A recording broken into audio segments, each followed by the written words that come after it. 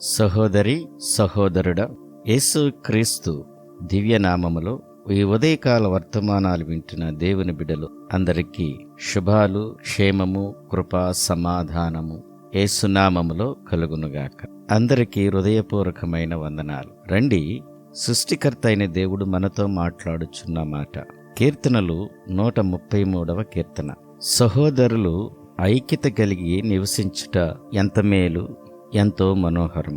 విన్నారా దేవుని బిడలారా? దేవుడు మన జీవితంలో ఎన్నో మేలులు చేస్తాడు.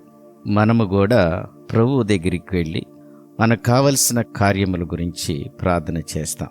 ఎంత ప్రార్థన చేసినా కార్యం జరగకపోవటానికి కారణమేమిటి?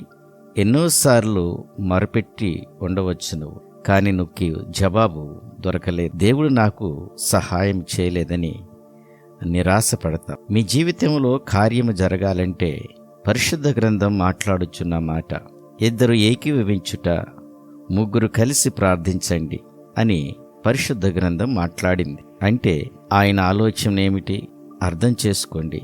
ఇద్దరు ఎక్కడ ఏకీభవిస్తారో అక్కడ నేనుంటానని ప్రభువారు చెప్పిన మాట.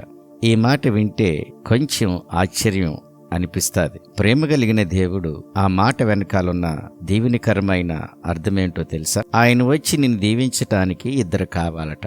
అంటే అర్థము ఐక్యతగా ఉండాలి. అదే 133వ కీర్తనలో మనం చదివింది. నీ జీవితంలో దేవుడు వచ్చి దీవించటానికి, నీ జీవితంలోనికి దేవుడు వచ్చి దీవించాలంటే అక్కడ ఒక మార్గాన్ని మీరు సిద్ధపరచాలి. ఆ మార్గాన్ని సిద్ధం చేసావా?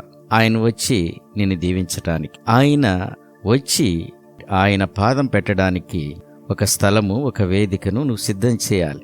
ఆయన నీ దగ్గరికి వచ్చి నిలబడి స్థావరాన్ని నువ్వు ఆయనకి ఇవ్వాలిగా. ఒక్క మాట వినండి.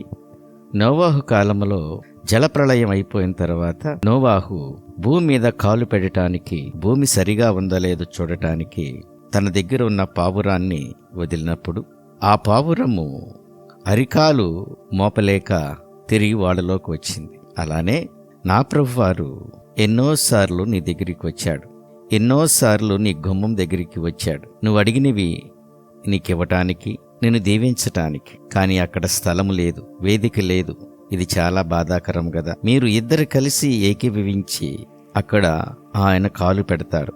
సహోదరులు ఐక్యతగా ఉంటే ఎంత మనోహరము.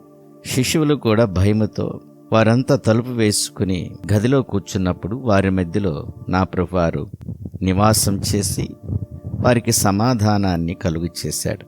దేవుని బిడ్డ, ఆయన సంపన్నుడు, శ్రీమంతుడు. నువ్వు అడిగినవన్నీ ఆయన నీకు అనుగ్రహిస్తాడు. నువ్వు గోజాడిన కార్యము చేయలేకపోవటానికి కారణమేమిటో అర్థమైందా? ఆయన కాలు మోపే స్థలము అక్కడ లేకపోవటమే. ఈ యొక్క శుభవేళ ప్రభువారు మనకి వాగ్దానం చేస్తున్నాడు. ఇద్దరు కలిసి ఐక్యపడితే అక్కడ నా ప్రభువారు కాలు పెడతాడు. భార్యాభర్తలు ఐక్యపడితే అది ప్రభు రావటానికి మార్గమవుద్ది. సహోదరులు ఏకముగా కూడి ఐక్యపడితే అక్కడ ప్రభు వచ్చి తన కార్యాన్ని చేయటానికి స్థలాన్ని సిద్ధపరిచినట్లు. ఆయన గాని వస్తే శాశ్వత జీవం అక్కడుంటుంది, మంచు అక్కడుంటుంది, వాతావరణం అంతా చల్లగా అవుతుంది. కాబట్టి దేవుని బిడ్డ, ఆయన సమాధానకర్త. ఆయన వచ్చి నీ జీవితంలో వెలుగు నింపుతాడు, ఆశీర్వాదాన్ని ఇస్తాడు, సంతోషాన్ని, సమాధానమిస్తాడు. ఈరోజు అవసరాలు నీకున్నవి, ఆశీర్వదించటానికి ఆయన ఉన్నాడు. కానీ ఆయన నీ దగ్గరికి వచ్చి నిలబడటానికి స్థలము లేదు, ఐక్యత లేదు. ఇప్పుడు ఆయన వచ్చి నిన్ను ఆశీర్వదించాలంటే నువ్వు ఐక్యపడాలి, సమాధానపడాలి, కలిసి ఇద్దరు ప్రార్థన చేయాలి. నువ్వు కలవపోవటం వల్ల, సమాధాన పడకపోవటం వల్ల, ఐక్యపడకపోవటం వల్ల నీ జీవితంలో ఎంతో నష్టం కలిగింది. పర్లేదు, అయినా ఇప్పుడైనా ప్రభువారు మాట్లాడిన తర్వాత నువ్వు నీ భార్యాభర్తలతో సమాధానపడి ఐక్యపడు, కలిసి ప్రార్థన చేయి. సహోదరులు ఐక్యం కలిగి ప్రార్థన చేయండి. ఈ మాటలో ఈ విధముగా ఐక్యపడితే ప్రభువారు ఆ వేదికపై వచ్చి నిన్ను, నీ పిల్లలను సకల దీవెనల చేత దీవించి సమృద్ధిని, సమాధానాన్ని ఇస్తాడు. అలాంటి కృప మన కుటుంబాలందరికీ కలుగునుగాక. రండి, మనమందరం కలిసి ప్రార్థన చేసుకుందాం. కృపాసత్య సంపూర్ణుడా, ఆశ్చర్యకరుడా, ఆలోచనకర్త, బలవంతుడైన దేవుడా, నిత్యుడగు తండ్రి, సమాధానపతి ప్రభువా, నాయనా, ఈ ఉదయకాల సన్నిధిలో మేమందరము నీ పాద సన్నిధి దగ్గర ఉన్నామయ్యా. మమ్మల్ని మీరు జ్ఞాపకం చేసుకోండి అయ్యా. ఎక్కడ 2-3 కూడి నీ నామములో తండ్రి నాయన ప్రార్థన చేస్తారో ఏకీభవించి వారి మధ్యకు వచ్చి ప్రభువా మీరు నివాసం చేస్తానన్నారు. అందును బట్టి నీ కొందనాలు. మేమందరము తండ్రి ఐక్యముగా కూడి ఉన్నాం, కుటుంబాలుగా కూడి ఉన్నామయ్యా. మమ్మల్ని మీరు జ్ఞాపకం చేసుకోండి, మా మధ్యకు మీరు రామని ప్రార్థన చేస్తున్నాం. ఈ రోజు నుంచి ప్రభువా మేము తండ్రి భార్యాభర్తలుగా నాయన కుటుంబ పరంగా దాని తల్లిదండ్రులు పిల్లలు ప్రభువా అందరూ ఐక్యముగా ఏకీభవించి తండ్రి నీ పాద సన్నిధిలో ప్రార్థన చేసే కృపను బిడ్డలందరికీ కలుగు చేయండి నాయన. ఈ పునరుద్ధాన దినమున తండ్రి మా బిడ్డలందరిని జ్ఞాపకం చేసుకోండి ప్రభువా.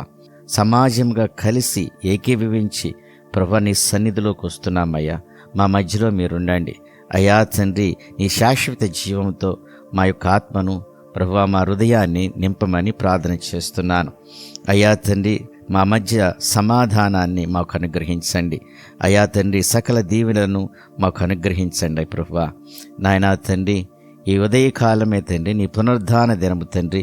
మేమందరము సహోదరులుగా తండ్రి నాయన, కుటుంబాలుగా తండ్రి నాయన నీ సముఖం ముందుకొచ్చి సమాజంగా కూడుకుని ప్రభువా ఏకీభవించి ప్రార్థిస్తుండగా మా మధ్యలో ఉన్నందుకు నీకే స్తుతులు స్తోత్రాలు చెల్లిస్తున్నాం మా ప్రభువా. మమ్మలను దీవించటానికి వచ్చిన దేవా నీ కొందనాలు. బిడ్డల యొక్క అక్కర్లను అవసరతలన్నిటినీ ప్రభువా తీర్చండి ప్రభువా. బిడ్డలకు కావలసిన ప్రభువా మనో అభిష్టాన్ని నెరవేర్చండి, హృదయ వాంఛను తీర్చమని ప్రార్థన చేస్తున్నాను తండ్రి. చిన్నారులను ప్రభువా వృద్ధులను దీవించండి, ఆశీర్వదించండి. యవన బిడ్డలను ప్రభువా తండ్రి నాయన బహుగా దీవించి మంచి జాబ్స్ను బిడ్డలకు అనుగ్రహించండి.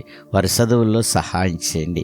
వివాహం కాని వారికి వివాహాన్ని ప్రభువా నాయన జరుగులాగన మీరు సహాయం చేయమని నీ కృపల బిడ్డలను భద్రపరచమని నాయన. ఈరోజంతా అయా నీ యొక్క జీవముతో ప్రభువా మమ్మల్ని నడిపించండి. నీ ఆత్మకార్యాన్ని జరిగించండి ప్రభువా. ఘనత మహిమ ప్రభావాలు మీకే చెల్లిస్తూ యేసుక్రీస్తు దివ్యనామములో అడిగి వేడుకుని ప్రార్థన చేయుచున్నాము పరమ తండ్రి, ఆమేన్. తండ్రి యొక్క ప్రేమ, కుమారుని యొక్క కృప, పరిశుద్ధాత్మిక అన్యోన్య సహవాసము మనకును సకల పరిశుద్ధులకును సదాకాలం తోడుండి నడిపించునుగాక, ఆమేన్. సహోదరి సహోదరుడా, ఈ యొక్క వర్తమానాలు మీ ఆత్మకు శరీర ప్రాణాత్మలకు దీవెనకరముగా ఆశీర్వాదకరముగా ఉంటే, మీరు దేవునిలో స్థిరపడుతుంటే, మీ యొక్క అవసరతలను మీరు పొందిన మేళ్లను కామెంట్స్ రూపంలో తెలియచేయండి. అదేవిధంగా మీలో చాలామంది ఈ ఛానల్ను సబ్స్క్రైబ్ చేసుకుంటున్నారు. చాలామందికి ఈ యొక్క వర్తమానాలను ప్రార్థనలను షేర్ చేస్తున్నందుకు మీకు వందనాలను తెలియచేస్తున్నాను. దేవుడు మిమ్మల్ని దీవించి ఆశీర్వదించునుగాక, ఆమేన్.